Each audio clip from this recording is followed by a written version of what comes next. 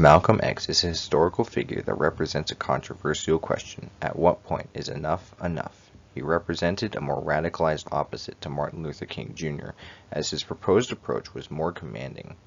Like all African Americans of his time, he held a resentment for the unfair treatment for his color and doubted the right thing would be done just by waiting around. His preferred approach to racism often involved taking matters into one's own hands. His career was loud and brief, as was his fame. He's often compared to Martin, but rarely ever given the place of his own in history, due to the nature of his actions and teachings. Malcolm X represents a person that is the result of hastily reforging oneself in a society that only sought to break him down. Where Martin Luther King advocated for peaceful sit-ins, Malcolm would have advocated that protesters sit in the white-only section, but defend themselves from harassment. Where Martin Luther King advocated for the bus boycott, Malcolm would have advocated for the black community to dominate the front of the bus. Where Martin Luther King advocated for protests that minimized conflict, Malcolm sought ways to stand ground and not be pushed around. Historians have identified Malcolm X as a radicalist, and his initial claims against white people were aggressive, claiming that they were only out to oppress black people. Such is the result of poor upbringings, as he and his family had been threatened multiple times by white radicalists. Malcolm X was given very little to utilize in his life, and when combined with the hostile nature of the U.S. at the time, brewed a bitterness for retaliation and alienation. Malcolm Little was born in Omaha, Nebraska, where his mother was threatened by white supremacists while she was pregnant, and his father was killed when he was just 6 years old.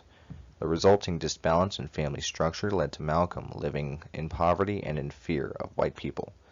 Malcolm prospered in school, but due to his status as a black minority, he would be unable to find a job higher than manual labor.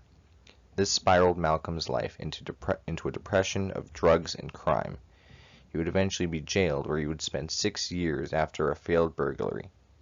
While he was imprisoned, his siblings communicated to him about an Islamic sect, the Nation of Islam, ran by Elijah Muhammad. After being released, Elijah would become Malcolm's mentor, who radicalized and reinforced Malcolm's fear of and hatred of white people. As Malcolm presented himself more, he would catch the attention of the FBI for his inflammatory preaching of alienation between blacks and whites.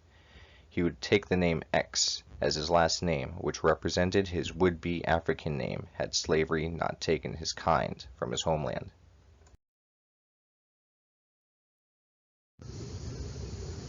Malcolm would overshadow his mentor in charisma, which only strained the relationship between the two, especially after Elijah was discovered to have a harem. Malcolm would leave the group believing that there was a better Islam elsewhere and organized the Afro-American Unity, a group that was intended to combat systematic racism globally. During this time, on a trip to Mecca, he was emotionally healed by the experience, as the locals treated him kindly despite their difference in skin color, which was something he'd not receive in the States. He became less pronounced when it came to the alienation between skin colors. As he continued his overseas trips, he realized how irrational he was about skin colors in general and advised his other minority leaders to experience the same thing. He returned to the States as a reformed man who better understood social injustice and equality. Despite Malcolm's future looking more stable, his past would come back for revenge. Just as Malcolm would step on stage to address supporters in Harlem, he was shot multiple times by individuals presumed to be related to the Nation of Islam. Malcolm's legacy would be drowned out by other African American rights activists due to his slow change.